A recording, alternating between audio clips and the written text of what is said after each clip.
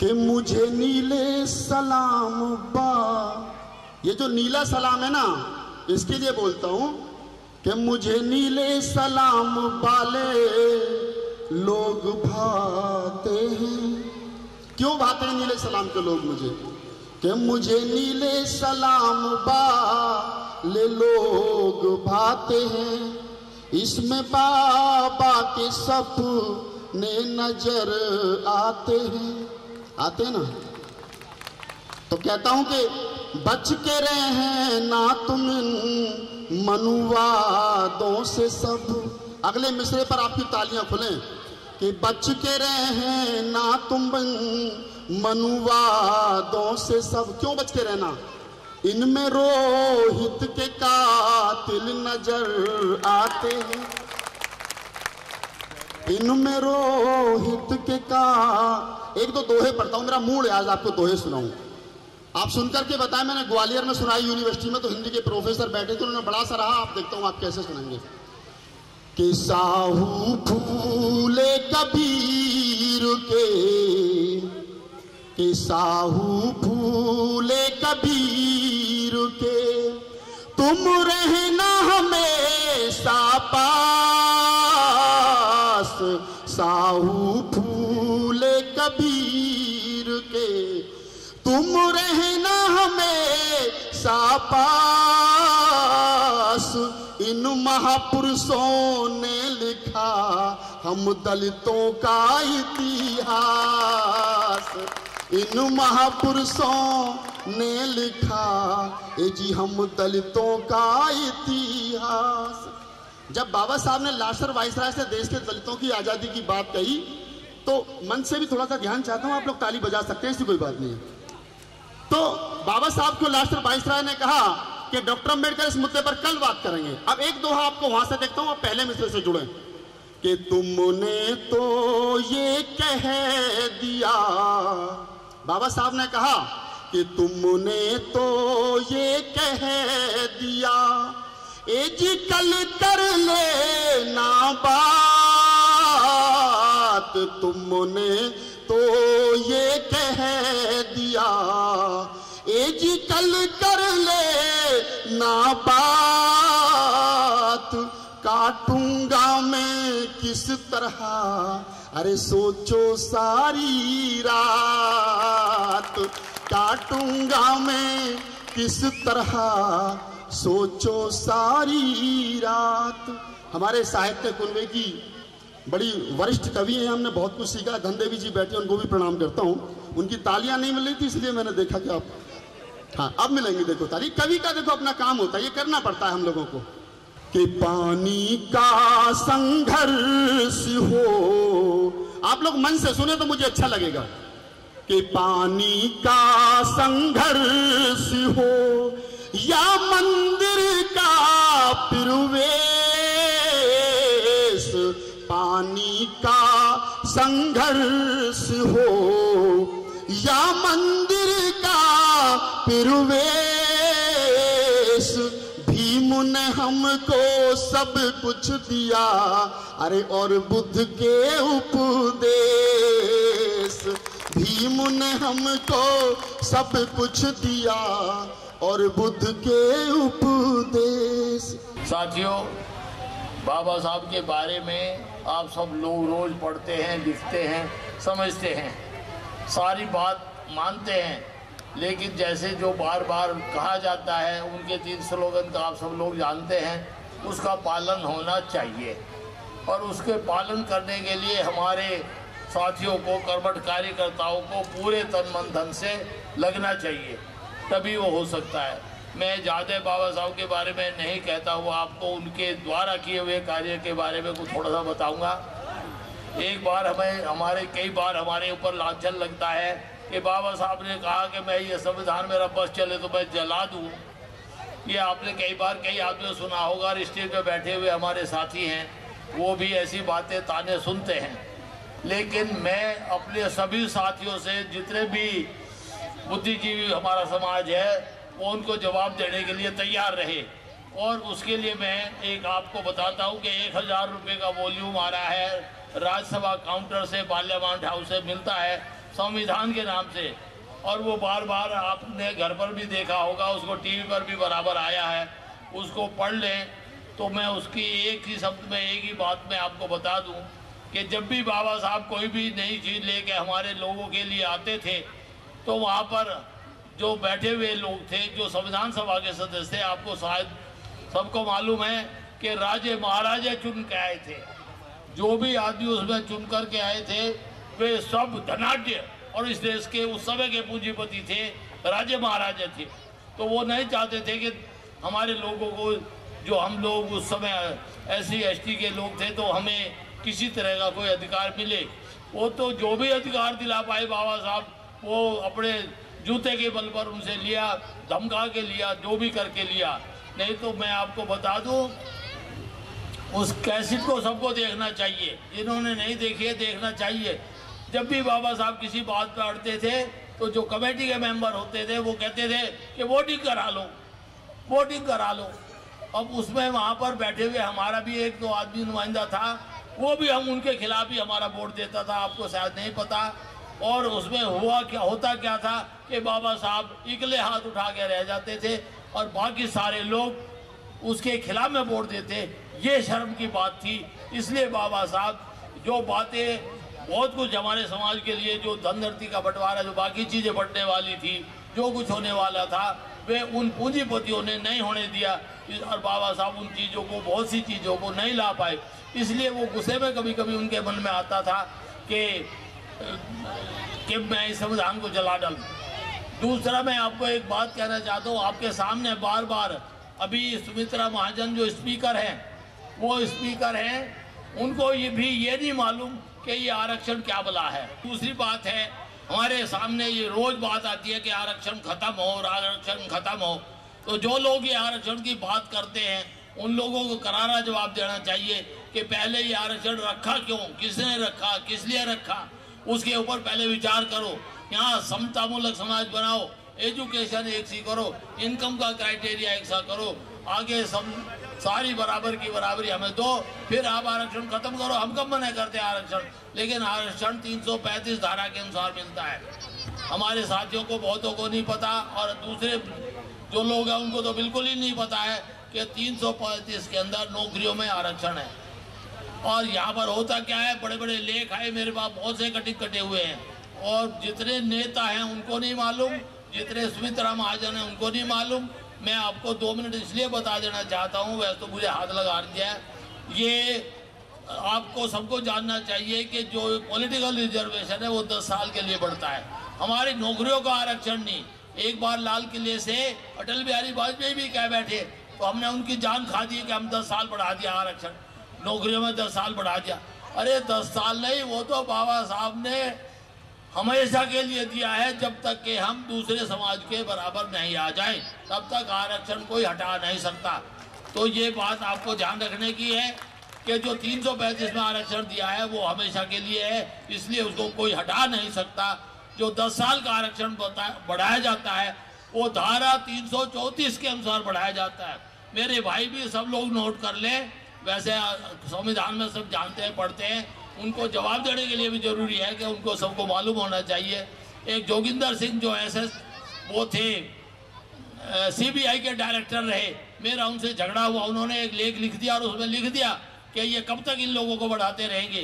तो उसको यही नहीं पता कि नौकरियों का आरक्षण भाई ये हमेशा के लिए है, जब तक कि हम दूसरे समाज के बराबर नहीं आ जाए। और ये जो 10 साल बढ़ा है ये पॉलिटिकल रिजर्वेशन है, जो हर बार 10 साल जो बढ़ता है पॉलिटिकल रिजर्वेशन बढ़ता है। तो इसीलिए जो पॉलिटिकल रिजर्वेशन है वो 334 में है। 330 में जो रिजर्वेशन है वो विधानसभा का है, 332 में रिजर्वेशन जो है वो लोकसभा का है। इसलिए इन लोगों, ये धाराएं हम लोग को सबको याद रखनी चाहिए। और जो नौकरियों में आरक्षण और जो प्रमोशन की बात है वो 15, 14, 15, 16 में है, वो सबको अच्छी तरह हम लोग को स्टडी करना चाहिए। मैं कहना चाहता था, आपको कुछ और बातें बताना चाहता था सामाजिक, चलो अभी समय की कमी के कारण है, मैं आपके सामने जो बिजनेस की कुछ बातें और कुछ जो ट्रेनिंग हमने शुरू की है वो बताना चाहता, फिर बाद में बात करेंगे। धन्यवाद, आज इतनी संख्या में आए आप सब लोग बहुत धन्यवाद के पात्र हैं। जो संस्था ने कार्यक्रम किया है वो भी बहुत बढ़िया और बहुत सुंदर और यहाँ पर पूरी मेहनत के साथ किया। मैं उसको भी धन्यवाद देना चाहता हूँ। जिस प्रकार बाबा साहब ने संघर्ष किया, जो परेशानियां, कष्ट उस समय उन्होंने झेले, शायद हम आज सोच करके भी रूह कांपती है। हम बहुत सारे इतिहास को भूलते जा रहे हैं, लगातार हमें भुलाने का प्रयास करा जा रहा है ताकि हम उस इतिहास को याद ना रख सके जिस इतिहास को हमारे बाबा साहब ने लिखा, सम्राट अशोक ने लिखा, गौतम बुद्ध भगवान ने लिखा। और आज वही चीज धीरे धीरे भगवान बुद्ध को पहचानते हैं, बाबा साहब को आज पूरा विश्व मना रहा है, जानता है। अशोक सम्राट को हम भूलते जा रहे हैं। आज मैं बहुत खुश हूं क्योंकि महाबोध सभा ने जब मेरे पास ये लोग पहुंचे तो जब इन्होंने बताया कि सम्राट अशोक की भी प्रतिमा हमारे रथ पे होगी तो मुझे बेहद खुशी हुई कि हम अपने इतिहास को लेकर चल रहे हैं। तो मैं बौद्ध महासभा के सभी टीम को हार्दिक धन्यवाद करता हूं कि उन लोगों ने इस चीज को आगे बढ़ाया और मैं भी इसमें प्रयास करूंगा कि मैं भी सम्राट अशोक के लिए नाम को आगे बढ़ाने के लिए कुछ कर सकूं। सबसे पहले आपको डॉक्टर भीमराव की 125 ईयर की बहुत बहुत बधाई हो। सबको जन्मदिन की सबको बहुत बहुत बधाई हो। दूसरी बात जो मैं आपको बताना चाहता हूं कि जिस हाउस में डॉक्टर साहब जी लंदन में पढ़ा करते थे 1920 और 22 में, वो जो हाउस है जब उसका सौदा हुआ, जब उसकी सेल हुई थी, जब उसने महाराष्ट्र के सीएम ने और इंडिया हाउस ने उसकी खरीदा है तो वो हमारे थ्रू खरीदा गया है।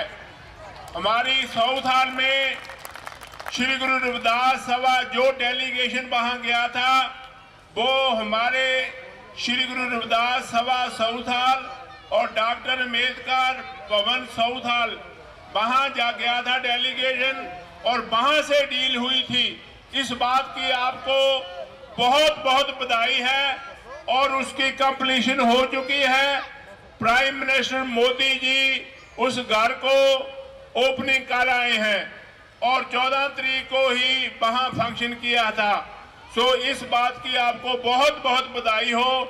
समा ना जाते देखते हुए मैं जहां ही आपने को बधाई देता हूं। जब कहीं आप लंदन आओ तो मुझे सेवा का मौका दो, धन्यवादी होऊंगा। कि हमारे समाज के अंदर इतने सुंदर कंठ के कवि हैं, बड़ी अच्छी कविता करते हैं। अभी कवि सम्मेलन हुआ था 13 अप्रैल के दिन पर कवित्री धनदेवी बैठी हुई थी और मैंने वहां ऐलान किया था कि मुझे ऐसे गायक और कवि, गीतकार और कवि चाहिए जिनका कि हम बहुत अच्छा प्रोग्राम अपने वहां पर करेंगे। मैंने वहां किया था और बड़ा अच्छा पारितोषिक भी दिया जाएगा उन कवियों को, इस प्रकार का ऐलान किया था। तो साथियों, किसी ने कहा कि तुम्हारे हाथ में, धनदेवी जी सुनो, तुम्हारे हाथ में धन की रेखा है, तुम्हारे हाथ में धन की रेखा है। छप्पड़ फाड़ करके धन बरसेगा, छप्पड़ फाड़ के धनदेवी जी धन बरसेगा। इस धोखे में मत रहना। क्या बात है, बहुत खूब, बहुत खूब, जोरदार ताली पर। और बात आई थी कि बड़े भाग्य की बात है मंच संचालक महोदय जी, भाग्य और भगवान हमारे, भाग्य और भगवान हमारे केवल एक छलावा है। बहुत खूब। देखिए, भाग्य और भगवान हमारा केवल एक छलावा है। ईश्वर से ईश्वर ही कल्याण करेगा, ईश्वर ही कल्याण करेगा। इस धोखे में मत रहना। क्या बात। हमको बहुत हो गया सुनते सुनते कि बाबा साहब ने ये किया, बाबा साहब ने ये सहा, बाबा साहब ने 3 मंत्र दिए, ये दिए, सब कुछ सुनते सुनते आ रहे हैं। अब हमको क्या करना है? अब आगे 60 साल हो गए, अब हमको क्या करना है जिससे कि हमारा बाबा साहब का मिशन, बाबा साहब का दिया हुआ धर्म कैसे आगे बढ़े। धर्म के ग्रंथों को बाबा साहब ने, भगवान बुद्ध और अपने धर्म में पुस्तक में, ग्रंथ में लिखा है, धर्म की पुस्तकों को मात्र पढ़ लेना अधर्म है। बंदे जी, धर्म के ग्रंथों को, धर्म की पुस्तकों को मात्र पढ़ लेना ये अधर्म है, जब तक कि हम उसका अक्षर से जीवन में पालन नहीं करते। इन्हीं शब्दों के साथ मैं आप सब लोगों से विदा। कि एक समय में जब बाबा साहब देश की सरकार में मंत्री थे, उस समय उन्होंने अपने सिद्धांतों से समझौता नहीं किया और अपनी कुर्सी को त्यागना मंजूर किया, लेकिन समझौता नहीं किया। ऐसे बाबा साहब की हम आज जन्मदिन मना रहे हैं। खुशी होती है कि आज केवल देश ही नहीं, पूरा विश्व इस बात को मानता है कि जिस पुस्तक को, जिस पवित्र पुस्तक को इस देश का मैं समझता हूं संविधान कहते हैं, ऐसे संविधान की रूपरेखा रचने वाले बाबा साहब हमारे बीच के रहे। हमें इससे ज्यादा और खुशी की बात क्या होगी। आज बाबा साहब के बताए हुए रास्ते को हम सबको घर घर तक पहुंचाना है, और खास तौर पर आने वाली हमारी पीढ़ी, हमारे बच्चे जो आने वाला भविष्य है, उनको बाबा साहब के मिशन से हमें जोड़ना है। बाबा साहब को केवल एक हम बिरादरी तक, एक समाज तक सीमित रखें, वो भी बाबा साहब का कहीं ना कहीं अपमान है। मैं समझता हूं बाबा साहब को तो तमाम धर्म और तमाम जातियों के साथियों को साथ मिलकर के हमें और बाबा साहब के मिशन को आगे बढ़ाना चाहिए। और वो मिशन, जो मेरे मिशन में बैठे अनुयायी हैं, जो बाबा साहब के रात और दिन गुणगान और बाबा साहब के प्रचार प्रसार, उनके मिशन को बढ़ाने का काम करते हैं, मैं उन साथियों के लिए यही कहना चाहता हूं, जिस तरीके से भाई रमेश जी और सुमेर कैप्टन साहब रात और दिन मेहनत करके समाज सेवा के रूप में बाबा साहब का प्रचार प्रसार करते हैं, उनके मिशन का प्रचार प्रसार करते हैं, इनके लिए एक लाइन कह करके मैं अपनी वाणी को विराम देना चाहूंगा कि बड़ी तमन्ना से उतरे हैं गहरे पानी में, बड़ी तमन्ना से उतरे हैं गहरे पानी में, अपने भाई बहनों की प्यास को बुझा के रहेंगे, और जो सर कटे तो नहीं थे, झुकाए गए थे, उन सरों को फिर से उठा के रहेंगे। जो अंधेरे में रहकर उजाला भूल गए हैं, उन घरों में फिर से चिराग जला के रहेंगे। आज जिस स्वतंत्रता की बात करते हैं, जिस समानता की बात करते हैं, जिस भाईचारे की बात करते हैं, जिस कानून व्यवस्था की बात करते हैं, वो सब बाबा साहब की देन है। उन्होंने बहुत ही सोच के, समझ के उस किताब की रचना की, जिसके आधार पर कि हमारा देश का शासन चल रहा है। हम उन आदर्शों को अपने जीवन में अपनाएं जो बाबा साहब ने हमें दिए हैं, तो निश्चित रूप से हम अपनी देश की प्रगति में बहुत सारा योगदान दे सकेंगे। मैं इस अवसर पर महात्मा बुद्ध के लिए भी दो शब्द कहना चाहूंगा। उनका जो ज्ञान था, उनके जो ज्ञान को अपना करके सम्राट अशोक विश्व में प्रसिद्ध हुए, प्रचार के लिए अपने समस्त परिवार को विश्व के विभिन्न देशों में भेजा, और जो आज आप देखते हैं श्रीलंका से लेकर जापान तक ये जो ज्ञान पताका फहरी है, जो हिंदुस्तान से निकली थी, उसका प्रचार हुआ है, वो उन्हीं नियमों को, उन सिद्धांतों को अपना करके जो महात्मा बुद्ध ने हमें सिखाए, दिखाए, उन पर चल करके देश का नाम रोशन किया। समानता की वो अद्भुत मिसाल उन्होंने जो ज्ञान दिया, उसको हमें अपने जीवन में अपना करके निश्चित रूप से देश की और स्वयं की प्रगति के लिए प्रयासरत रहना पड़ेगा। आज बाबा साहब अम्बेडकर हमारे समाज के ही नहीं, हमारे देश के ही नहीं, पूरे विश्व के नेता हैं। संसार उन नियमों को अपनाएगा, पूरा विश्व उन नियमों को अपनाएगा, तो निश्चित रूप से शांति, भाईचारा और स्वतंत्रता के उस मिसाल को जो उन्होंने संविधान में लिखकर हमें दी है, उसको देश अपनाएगा, विश्व अपनाएगा, तो पूरे संसार में, पूरे दुनिया भर में शांति और स्वतंत्रता की वो लहर रहेगी और पूरा विश्व उनका ऋणी रहेगा। हम सब लोग अभ्यस्त हो गए हैं जयंतियां मनाने के, अभ्यस्त हो गए हैं।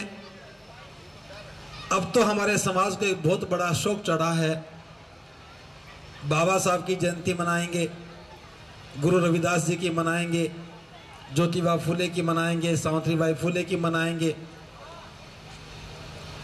दुनिया भर के नाम बताए जा सकते हैं। लेकिन अफसोस मुझे है कि हम सिर्फ जयंती मनाना जानते हैं, महापुरुषों को पहचानने की कोशिश नहीं करते हैं। बहुत लंबी बात नहीं करूंगा, जानता हूं कि आप लोग भाषण सुनना पसंद नहीं करते और मैं भी भाषण देना पसंद नहीं करता हूं। एक मकसद है आपके बीच में आने का, आपका भी अपना मकसद होगा, लेकिन मैं जिस मकसद के लिए आया हूं मैं उसे पूरा करना चाहता हूं। एक सवाल पूछ रहा हूं, ईमानदारी से बताना, आप में से कितने ऐसे लोग हैं जो बाबा साहब के अनुयायी हैं? हाथ ऊपर करके बताएं, हाथ नीचे करें। आप में से कितने लोग हैं जो चमार हैं? हाथ ऊपर करें। जिन्होंने दूसरी बार में हाथ ऊपर किया है और पहली बार में भी किया था, मैं समझता हूं उन्हें बाबा साहब की जयंती मनाने का कोई अधिकार नहीं है, कोई अधिकार नहीं है। झूठ बोलना सीख गए। मैं जानता हूं मेरी बात बहुत बुरी लगेगी, लगनी भी चाहिए।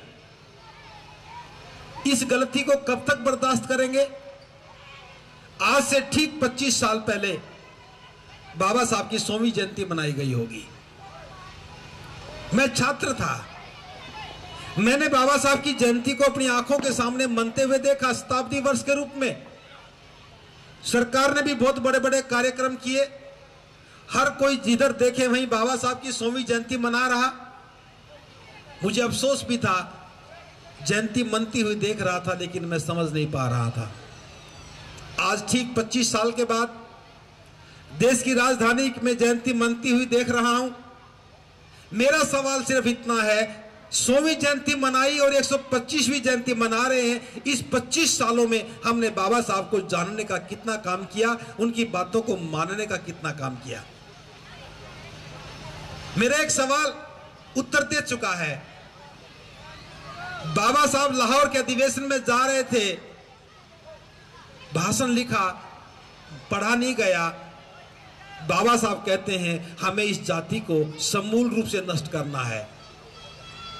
तुम जिस भी दिशा में जाओगे, जातिवाद के राक्षस से दो दो हाथ करने पड़ेंगे, और जब तक तुम इस दैत्य को नहीं मारोगे, किसी भी क्षेत्र में तुम तरक्की नहीं कर सकोगे। एक कितना बड़ा आदेश, एक कितनी बड़ी बात बाबा साहब हमें कह करके गए। उन्होंने अपने जीवन में जाति को खत्म भी किया। 14 अक्टूबर 1956 को बाबा साहब 14 लाख लोगों के साथ नागपुर में बुद्ध की शरण में गए, और वहां भी बाबा साहब ने कहा था, अपने आप को अछूत कह करके मत घूमना, जाति और जाति की पहचान को सदा सदा के लिए नष्ट कर देना। मैं साधुवाद देता हूं उन सभी लोगों को जो बाबा साहब का आदेश पाकर के बुद्ध की शरण में चले गए, जिन्होंने जाति को खत्म कर दिया। लेकिन दिल्ली के लोगों को क्या कहें, बौद्ध भी हैं, बाबा साहब के अनुयायी भी हैं और चमार भी हैं, और जातियों का नाम ले नहीं रहा हूं मैं। गुनाहगार सारे ही लोग हैं जो जातियों के साथ चिपके हुए हैं। अगर 125वीं जयंती मनाने का कोई मकसद है, तो सबसे पहले हमें करना क्या है उसको डिफाइन करो, वरना 1 साल के बाद जब 126वीं जयंती मनाएंगे, तब फिर मेरे जैसे वक्त आएंगे, अपनी बात कह करके चले जाएंगे और खूब गीत भी गाओगे, सुनोगे, राहुल जी जैसे कविता भी सुनाएंगे, खूब तालियां बजवाएंगे। ये 2 हाथ बहुत ताली बजाते हैं, ये ताली बजाने के लिए नहीं थे, हमें कुछ करना था। एक छोटी सी कहानी सुना देता हूं, क्योंकि कहानियों से बात समझ में आ जाती है। एक चिड़िया थी बहुत अद्भुत, उसके सोने के पंख थे। हालांकि चिड़ियों के सोने के पंख नहीं होते, लेकिन उस चिड़िया के सोने के पंख थे। उसके पुरखों ने कुछ मेहनत की होगी, उसके सोने के पंख निकले। वो चिड़िया रोज अपने पंखों को देखती, पंखों को निहारती, अपने आप को धन्य समझती और मन ही मन सोचती, बाकी सारी चिड़िया तो पागल हैं, ये सामान्य चिड़िया हैं, इनके पास तो कुछ भी नहीं है, मेरे तो सोने के पंख हैं, पंखों को कभी नुकसान ना हो जाए। अब तो वो उड़ती भी नहीं थी, बस पैरों से 4 कदम आगे चलती, 4 कदम पीछे चलती, पंखों को देखती रहती, सहलाती रहती। उस चिड़िया ने उड़ना बंद कर दिया, उड़ना भूल भी गई। एक बार अकाल पड़ा, खाने को कुछ नहीं रहा, जितने पक्षी थे सब उड़ गए, भोजन की तलाश में दूसरे प्रदेशों में चले गए। लेकिन वो चिड़िया उड़ नहीं सकती थी क्योंकि उसके पंख उड़ना भूल गए थे। अब तो खाने को भी कुछ नहीं मिला, कई दिन तक भूखी रही। अब तो लगने लगा था जैसे उसकी जान ही चली जाएगी। थकी हारी सी चिड़िया बस अंतिम सांसें गिन रही थी। इत्तेफाक से एक व्यापारी उधर से गुजरा। उस वीरान जंगल में उसने चिड़िया को देखा। ऐसी अद्भुत चिड़िया पहले कभी देखी नहीं थी। उस व्यापारी ने कहा कि हे चिड़िया, मैं देख रहा हूं तुम बहुत सुंदर हो, तुम्हारे पंख भी सोने के हैं, अकाल पड़ा भी बहुत भयंकर है और पक्षी यहां है नहीं, फिर तुम कैसे इस भूख से लड़ रही हो? तुम थक भी चुकी हो और लगता कि तुम मरने वाले भी हो। और चिड़िया कहने लगी, हे व्यापारी, मैं क्या करूं? मैं उड़ना जानती नहीं हूं, खाने को कुछ मिलता नहीं है, बहुत दिन से उम्मीद कर रही थी, अब उम्मीदें खत्म हो गई हैं।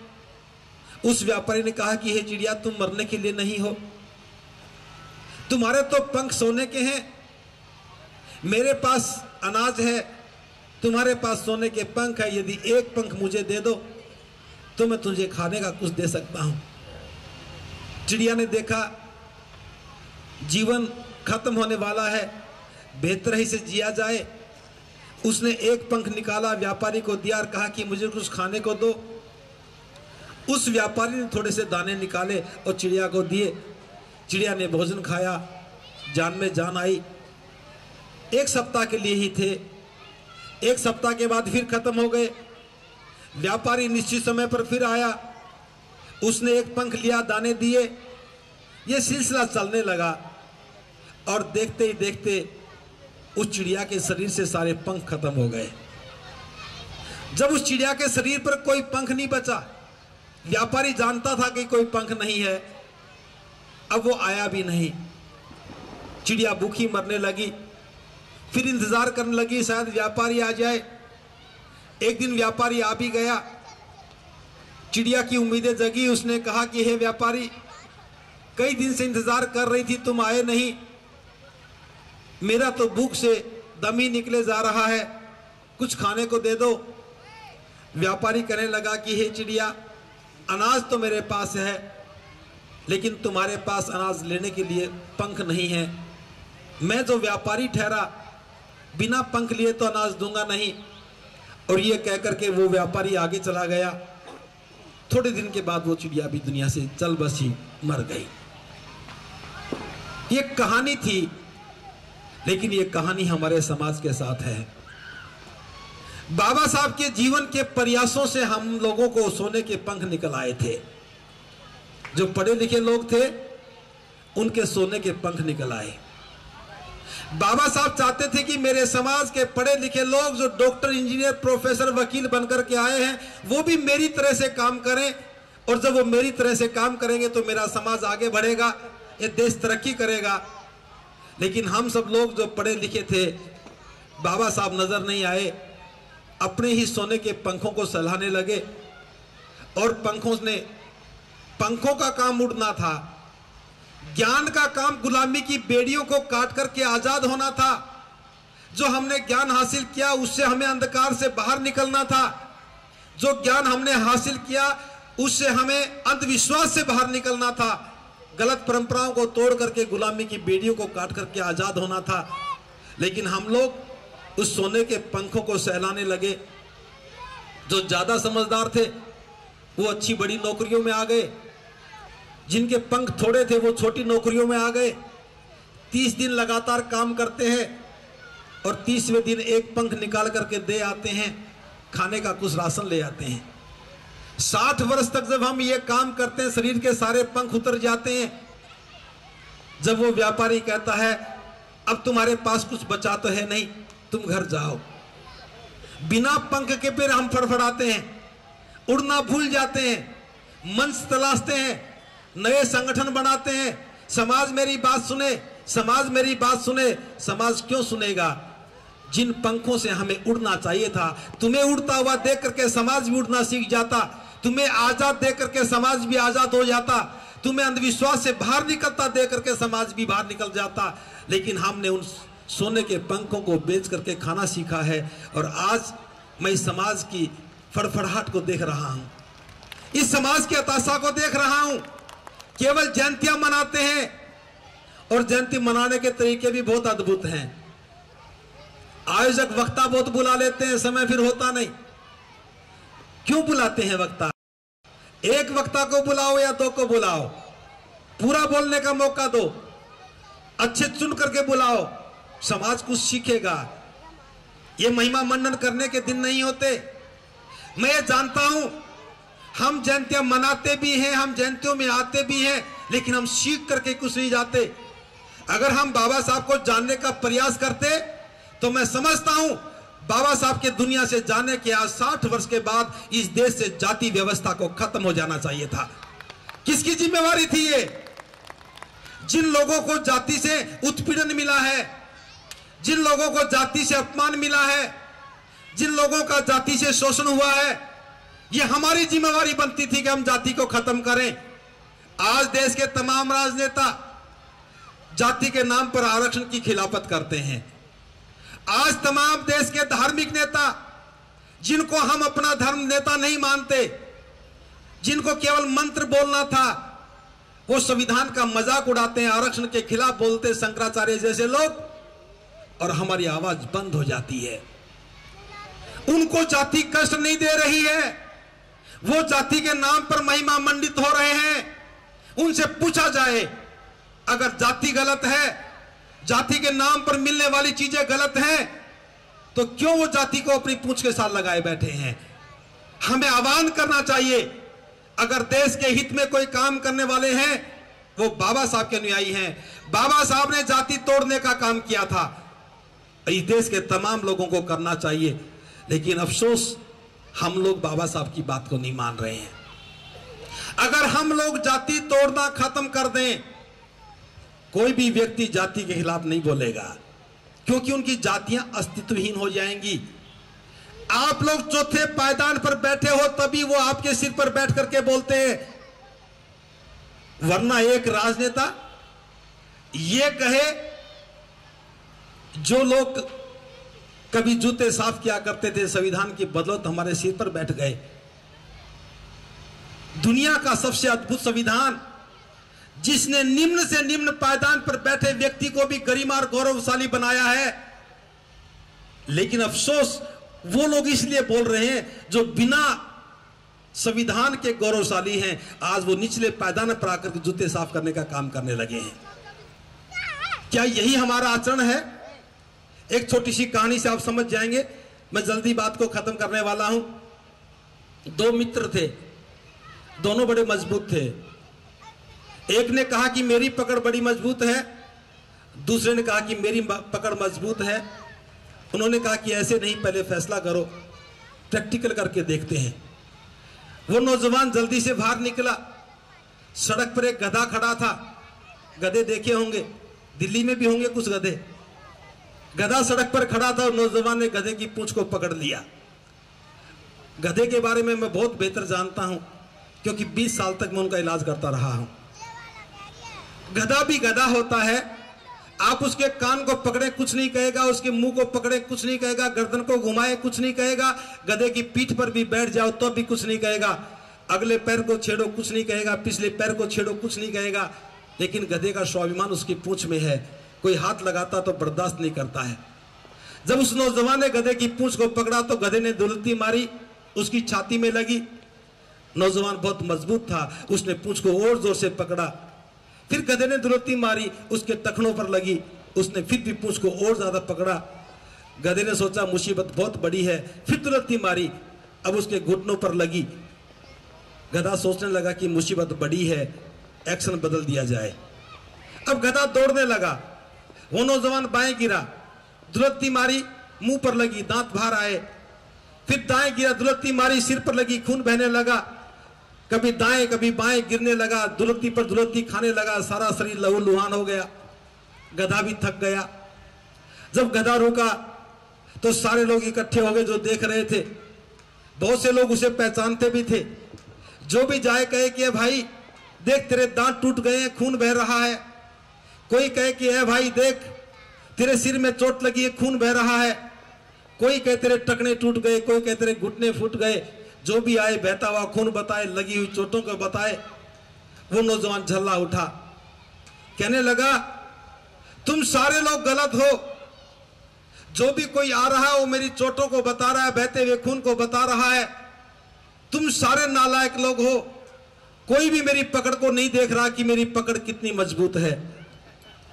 और मैं ये बताना चाहता हूं, बाबा साहब के दुनिया से जाने के 60 वर्ष हो चुके हैं। दुनिया 60 वर्ष के बाद भी हम सभी लोग उसी गधे की पूंछ को पकड़ करके दुलत्ती खा रहे हैं, दुलत्ती खा रहे हैं, लहूलुहान हो रहे हैं और फिर कह रहे हैं 125वीं जयंती मना रहे, देखो हमारी पकड़ कितनी मजबूत है। दुलत्ती खाने वाले लोगों, साफ कह रहा हूं, बाबा साहब की जयंती मनाना सीख रहे हो, बाबा साहब की जयंती मना रहे हो। जो जो काम बाबा साहब ने किया, जो करने के लिए कहा था, उसको ईमानदारी से आचरण में उतार लो। इस देश से जाति को खत्म होना चाहिए। इस देश से भेदभाव को खत्म होना चाहिए। एक व्यक्ति जो अपने आप को ऊंची जाति का कहता है और वो हमसे भेदभाव करता है, छुआछूत करता है, तो हमें अच्छा लगता है क्या? बुरा लगता है। लेकिन जब हम ही लोग अपने दूसरे भाई से जो दूसरी जाति में बैठा है उससे भेदभाव करते हैं तो किसको दोष देंगे? ये मनोवादी मानसिकता के शिकार हम लोग हैं।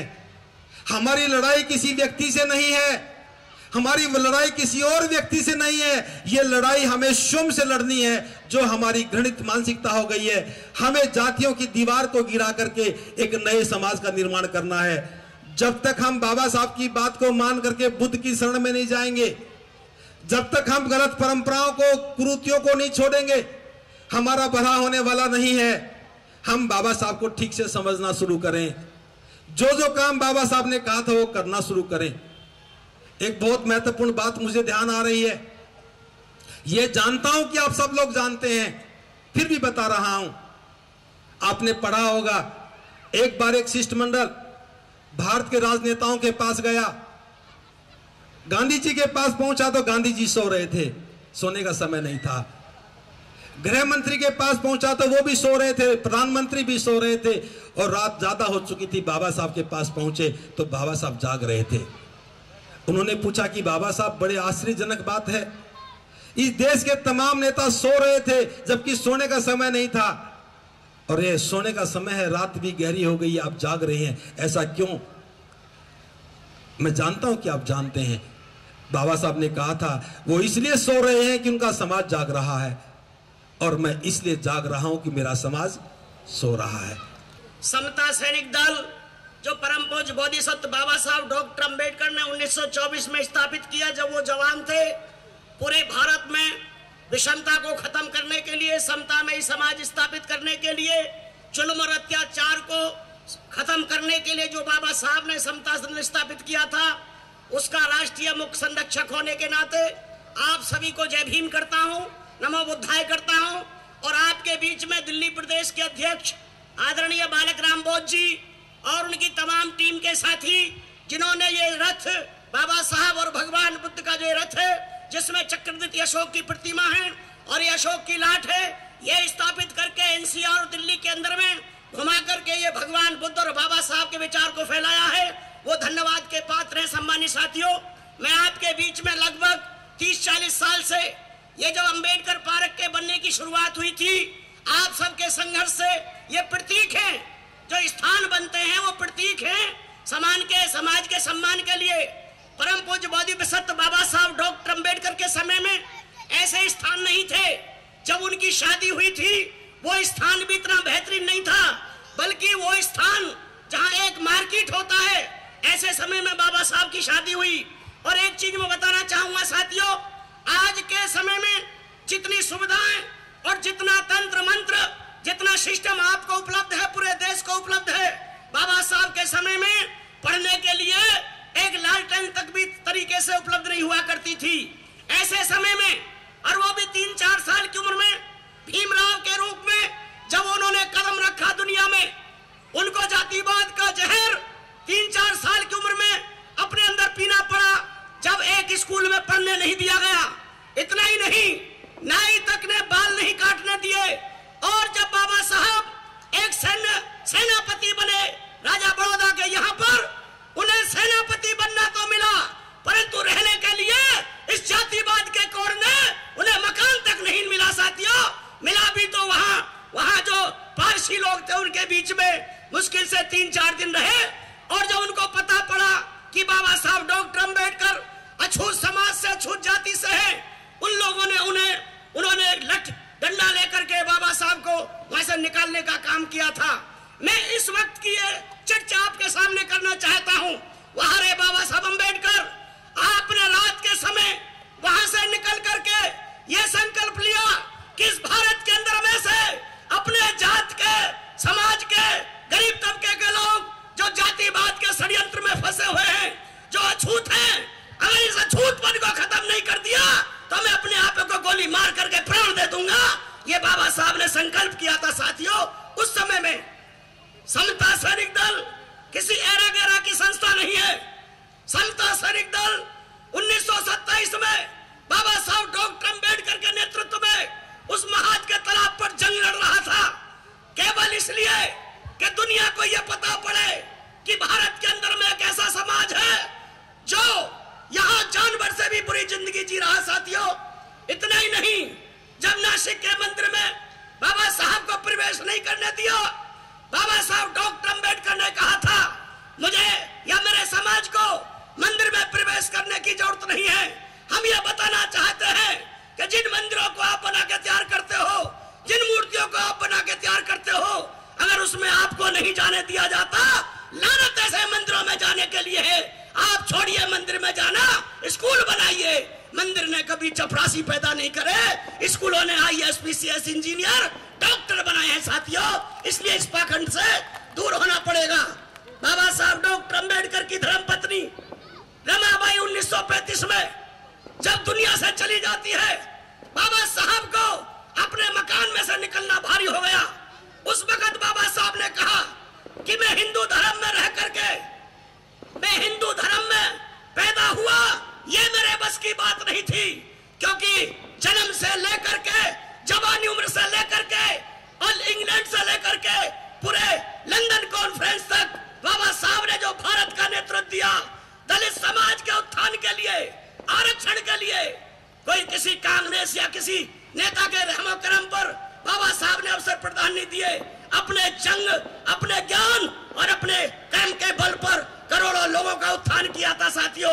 उस समय बाबा साहब ने कहा था कि मैं इस हिंदू धर्म में पैदा हुआ, ये मेरे बस की बात नहीं थी, परंतु इस हिंदू धर्म में रहकर पैदा नहीं होऊंगा, मरूंगा नहीं, ये मेरे बस की बात है। ये संकल्प कर लिया था बाबा साहब ने। मैं ज्यादा ना कहते हुए आदरणीय तमाम संचालक साथियों से एक निवेदन करूंगा। भारतीय बौद्ध महासभा जो बाबा साहब द्वारा स्थापित संस्था है, धर्म के क्षेत्र में काम करती है, ठीक उसी प्रकार समता सैनिक दल समता के लिए, भाईचारे के लिए, भगवान बुद्ध के विचार को फैलाने का काम करता है। हम दोनों मिलकर के भारत में ही नहीं, दुनिया में बुद्ध के धर्म को फैलाने का काम करेंगे और रक्षा सुरक्षा का काम समता सैनिक दल करेगा। जय भीम, जय भारत, नमो बुद्धाय। बाबा साहब डॉक्टर भीमराव अंबेडकर जब 1930 से और 32 तक लंदन के उस गोलमेज सम्मेलन में, जहां रियासत के दीवाने और महाराजा और राजा जब वो थे, तब बाबा साहब डॉक्टर अंबेडकर ने आप सबका प्रतिनिधित्व करने के लिए, दलितों का प्रतिनिधित्व करने के लिए जब अंग्रेजों से वो लड़ाई लड़ी थी, यदि बाबा साहब आपकी लड़ाई नहीं लड़ते, यदि बाबा साहब ने ये संविधान नहीं बनाया होता, बाबा साहब ने देश को आजाद करने का सबसे यदि श्रेष्ठ सर्वे है तो वो बाबा साहब डॉक्टर भीमराव अंबेडकर जी का है। यदि बाबा साहब डॉक्टर भीमराव अंबेडकर जी दलितों के बारे में अंग्रेजी में अंग्रेजों को ना समझाते तो ये देश आजाद होने वाला नहीं था। बाबा साहब की बराबर इंग्लिश जानने वाला कोई भी इस देश के अंदर नहीं था। बाबा साहब ने उस अंग्रेजी भाषा में उन अंग्रेजों को समझाया और देश को स्वतंत्र करने का मौका दिया। कि बाबा साहब आधुनिक भारत के निर्माता हैं। शायद भविष्य में ऐसा कोई व्यक्ति नहीं होगा। और बाबा साहब विश्व भूषण भी हैं। आधुनिक भारत के निर्माता वो किस लिए हैं कि भारत में इंसानों के लिए तो उन्होंने किया ही, प्राणी मात्र के लिए किया, लेकिन आज देश में नदियाँ, पहाड़, झील अगर सुरक्षित हैं तो उसका श्रेय भी सिर्फ बाबा साहब अम्बेडकर को जाता है। बाबा साहब की सोच बहुत ऊपर की सोच है। विश्व भूषण उनको इनके लिए इसलिए कहा जाता है कि जापान ने जब बाबा साहब की प्रतिमा लगाई तो उन्होंने इस बात का संकेत दिया कि हमने बाबा साहब की प्रतिमा इसलिए स्थापित की कि बाबा साहब ने मानवता की सच्ची लड़ाई लड़ी, इसलिए हमने बाबा साहब की प्रतिमा लगाई। कनाडा के जो काउंसिल ऑफ बार में जो बाबा साहब का पोर्ट्रेट लगा हुआ है, वहाँ के पत्रकार ने पूछा काउंसिल के चेयरमैन से कि आपने प्रतिमा क्यों लगाई, तो वहाँ के चेयरमैन ने रिप्लाई दिया कि जब हम अपने देश के लिए कोई एक पॉलिसी बनाते हैं तो ये बाबा साहब का जो पोर्ट्रेट है ये हमें इस बात का एहसास दिलाता है कि हम अपने देश के नागरिकों के लिए कोई मानवाधिकार का हनन तो नहीं कर रहे। इसलिए बाबा साहब का विश्व भूषण कहा जाना कोई अतिशयोक्ति नहीं है। ये देर से आया है, बहुत पहले आ जाना चाहिए था। मैं अंत में एक बात ज़रूर कहूँगा, जो हमारी मातृशक्तियाँ बैठी हैं, बाबा साहब ने कभी ज़िंदगी में शराब के हाथ नहीं लगाया, लेकिन मैं अपनी मातृशक्ति से निवेदन करूँगा कि चाहे उसका कोई पुत्र हो या उसका पति हो या उसका भाई हो, अगर शराब पी के घर में आता है तो घर में न घुसने दें। आपकी रक्षा के लिए समता सैनिक दल का सिपाही आपके साथ खड़ा है, आप बिल्कुल चिंता ना करें। उसके लिए बस अपने घर से एक व्यक्ति समता सैनिक दल का सैनिक दे दें, उसके बाद देखिए कि घर में कितनी खुशहाली आती है। और अभी जो बंदे जी कह के गए थे, काफ़ी दिल को छूने वाली बात कह गए थे। अब वो दिन दूर नहीं है कि भारत जो सुनते थे कि सोने की चिड़िया थी, वो कब था? जब भारत में श्रमण संस्कृति थी। अपने वही स्थिति जो भारत के युवा वर्ग और बच्चों में जो उनके दिलों में जो अम्बेडकरवाद का जो बीजारोपण हुआ है, तो निश्चय ही वो भारत को फिर दोबारा सोने की चिड़िया लाने में सफल होगा, ये मुझे पूरी आशा है। आप सभी का बहुत बहुत धन्यवाद। जय भीम, जय भारत।